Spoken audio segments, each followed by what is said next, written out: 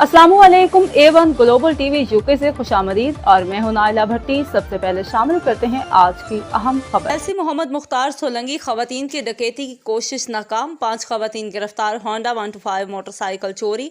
तफसील के मुताबिक मेलसी के नवाही इलाका चेक नंबर 145 WB में 5 औरतों ने दिन दिहाड़े 2 घरों में डकैती की। डाकू खवातीन ने घर की औरतों को छुरियों से डराया, घर के ताले तोड़कर घर से सामान उठा लिया और फरार होने की कोशिश की।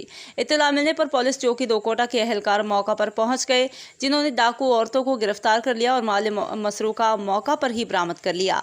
जबकि एक और कार्रवाई में दिन दिहाड़े ही दोकोटा में दुनियापुर रोड पर वाक़ चौधरी आटोज़ के सामने 2023 मॉडल होंडा 125 मोटरसाइकिल चोरी कर लिया गया। दोकोटा का रिहायशी सलीम जोया 6 माह में तीसरे मोटरसाइकिल से महरूम हो गया।